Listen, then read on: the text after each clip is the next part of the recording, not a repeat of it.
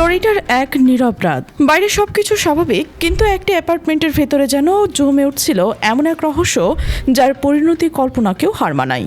কি ঘটেছিল সে রাতে? কেন হঠাৎ করে এসির তাপমাত্রা অস্বাভাবিকভাবে কমিয়ে দেওয়া হয়েছিল? আর কেন একটি মরদেহ এমনভাবে লুকোনো হয়েছিল যেন কেউ কোনোদিন খুঁজেই না পায়?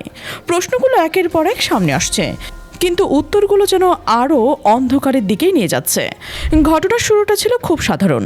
দুই বাংলাদেশি মেধাবী শিক্ষার্থী জামিল আহমেদ লিমন এবং নাহিদা সুলতানা বৃষ্টি দুজনেই গিয়েছিলেন উচ্চশিক্ষার স্বপ্ন নিয়ে যুক্তরাষ্ট্রে।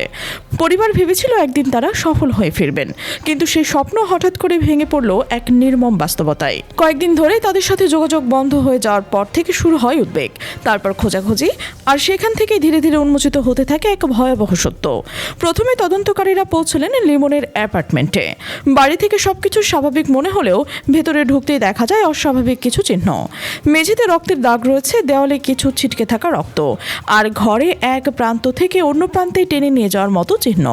সবকিছু বলছিল এখানে কিছু ভয়ঙ্কর ঘটেছে, কিন্তু কি, কে করেছে আর কেন? তদন্তকারীরা বিশেষ স্ক্যানার ব্যবহার করে যখন ঘরটি পরিষ্কার করেন, তখন আরও চমকে ওঠার মতো তথ্য সামনে আসে। বেডরুমের কার্পেটের পাশাপাশি দুটি দেহ রাখার চিহ্ন পাওয়া যায়। অর্থাৎ ঘটনাটি শুধু একজনকে ঘিরে নয়, বরং দুজন একসাথে ঘটেছে অস্বাভাবিক কিছু। এখানেই প্রশ্নটি আরও বড় হয়ে ওঠে, এই হত্যাকাণ্ড কি পরিকল্পিত ছিল? একদিকে বৃষ্টির কোনো খোঁজ পাওয়া যাচ্ছিল না, দিন পেরিয়ে যাচ্ছিল আর রহস্য আরও ঘনীভূত হচ্ছিল। হঠাৎ একদিন এক ব্যক্তির কায়াক চালিয়ে মাছ ধরার সময় পানির নিচে একটি ভারী ব্যাগ আটকে যায়। প্রথমে বিষয়টি তেমন গুরুত্ব না দিলেও কৌতূহলবশত ব্যাগটি খুলতেই তিনি যা দেখেন তা তার জীবনের সবচেয়ে ভয়ঙ্কর অভিজ্ঞতা হয়ে দাঁড়ায়।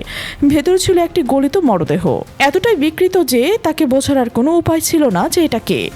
এই পর্যায়ে এসে তদন্ত নতুন মোড় নেয়। ফরেনসিক রিপোর্টে জানা যায় মরদেহটি দীর্ঘ সময় পানির নিচে থাকার কারণে মারাত্মকভাবে পচে গেছে। ফিঙ্গারপ্রিন্ট নেওয়া সম্ভব হয়নি। শেষ পর্যন্ত ডিএনএ টেস্ট, ডেন্টাল রেকর্ড এবং পোশাকের মাধ্যমে চিহ্নিত করা হয় এটি নাহিদা আক্তার বৃষ্টির দেহ। কিন্তু এখানে শেষ নয়, বরং এখান থেকে শুরু হয় আরও ভয়ঙ্কর প্রশ্ন। কেন মরদেহ পানির নিচে ফেলে দেওয়া হলো? কেন এমনভাবে লুকোনো হলো যেন কেউ কখনো খুঁজেই না পায়? আর সবচেয়ে বড় প্রশ্ন, এটি কি একজনের কাজ, নাকি এর পেছনে রয়েছে আরও কেউ? তদন্তে উঠে আসে আরও একটা নাম, হিশাম সালেহ। তাকে গ্রেফতার করা হয় সন্দেহভাজন হিসেবে, কিন্তু তার আচরণ, ঘটনাস্থলের পরিচিতি এবং আলামতগুলো বিশ্লেষণ করে তদন্তকারীরা নিশ্চিত হতে পারছেন না যে সে একাই সব করছে কিনা। কারণ কিছু কিছু বিষয় এখনও রহস্যময়, যেন অ্যাপার্টমেন্টের এসি কমিয়ে দেওয়া হয়েছিল। কেন? কারণ ধারণা করা হচ্ছে মরদেহের পচন ধীর করার জন্যই এটি করা হয়েছিল, যেন দুর্গন্ধ বাইরে ছড়িয়ে না পড়ে। কিন্তু এত ঠান্ডা মাথায় এমন পরিকল্পনা, এটি কি একজনের পক্ষে সম্ভব? পাশের রুমের বক্তব্যও রহস্য বাড়াচ্ছে। তারা কিছু শব্দ শুনছিলেন, ধাক্কাধাক্কির মতো আওয়াজও, কিন্তু তারা ভেবেছিলেন হয়তো আসবাবপত্র সরানো হচ্ছে। পরবর্তীতে যখন জানতে পারেন সেই সময়ে হয়তো ঘটেছিল একটি নির্মম হত্যাকাণ্ড, তখন তারা নিজেরাও অবাক হয়ে যান। এদিকে 3 মে 2026 তারিখে বৃষ্টির পরিবার বাংলাদেশ থেকে ফ্লোরিডায় পৌঁছয়। একজন বাবা, যিনি এসেছিলেন মেয়ের মরদেহ নিতে, তিনি যখন জানতে পারেন তার মেয়ের দেহ এমন অবস্থায় রয়েছে যে চেনারই উপায় নেই, তখন তিনি ভেঙে পড়েন। বারবার তিনি অনুরোধ করেন, আমি শুধু একবার আমার মেয়ের মুখটা দেখতে চাই। কিন্তু চিকিৎসকরা তাকে বাধা দেন, কারণ সেই দৃশ্য হয়তো তিনি কোনোদিন ভুলতে পারবেন না। এই দৃশ্য শুধু একটি পরিবারের নয়, এটি একটি জাতির বেদনা হয়ে দাঁড়িয়েছে। কারণ প্রতিদিনই বাংলাদেশ থেকে বহু শিক্ষার্থী বিদেশের স্বপ্ন নিয়ে যাচ্ছে, কিন্তু এই ঘটনা যেন সেই স্বপ্নের ভিতরে ঢুকে পড়া এক দুঃস্বপ্ন। ইউনিভার্সিটি অফ সাউথ ফ্লোরিডা ক্যাম্পাসেও নেমে এসেছে আতঙ্ক। শিক্ষার্থীরা বলছে তারা এখন নিরাপত্তাহীনতায় ভুগছে। কেউ কেউ বলছে তো এটা সিনেমার দেখা যায়, বাস্তবে এমন ঘটনা আসলে হবে ভাবতে পারেনি। আবার কেউ বলছেন যখন নিজের পাশের অ্যাপার্টমেন্টে এমন কিছু ঘটে তখন ঘর থেকে বের হতেও ভয় লাগে। বাংলাদেশি কমিউনিটির মাধ্যমে ক্ষোভ বাড়ছে। তাদের অভিযোগ, তদন্ত শুরু করতে বিলম্ব হওয়ায় গুরুত্বপূর্ণ সময় নষ্ট হচ্ছে। যদি শুরুতেই দ্রুত ব্যবস্থা নেওয়া হতো তাহলে হয়তো লিমন বৃষ্টিকে জীবিত উদ্ধার করা সম্ভব হতো। এই 10 দিনের বিলম্ব কি খুনিকে আলামত নষ্ট করার সুযোগ দিয়েছে? এই প্রশ্ন এখন অনেকের মুখে।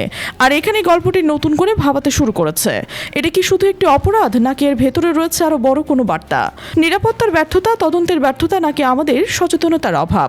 সবশেষে এসে প্রশ্নটা আবারও ঘুরে ফিরে আসছে, এই ঘটনায় কি পূর্ণ ন্যায় বিচার হবে? হিশাম সালেহ গ্রেপ্তার হয়েছে, কিন্তু যদি এর পেছনে আরও কেউ থাকে, যদি সেই গল্পের শেষ অধ্যায়ে এখনও লেখা বাকি রয়ে থাকে, লিমন এবং বৃষ্টির এই নির্মম মৃত্যু শুধু দুটি প্রাণের ক্ষতি নয়, এটি একটি সতর্কবার্তা। বিদেশে পড়তে যাওয়ার প্রতিটি শিক্ষার্থীর জন্য, প্রতিটি পরিবারের জন্য নিরাপত্তা, সচেতনতা এবং সঠিক সিদ্ধান্ত কতটা গুরুত্বপূর্ণ তা নতুন করে মনে করিয়ে দেয় এই ঘটনা। আর আপনি যখন এই প্রতিবেদনটি দেখছেন তখন হয়তো আপনার মনেও একটা প্রশ্ন ঘুরপাক খাচ্ছে, সত্য কি পুরোপুরি সামনে এসেছে, নাকি এখন অন্ধকারের আড়ালে লুকিয়ে রয়েছে আরও ভয়ঙ্কর কোনো সত্য?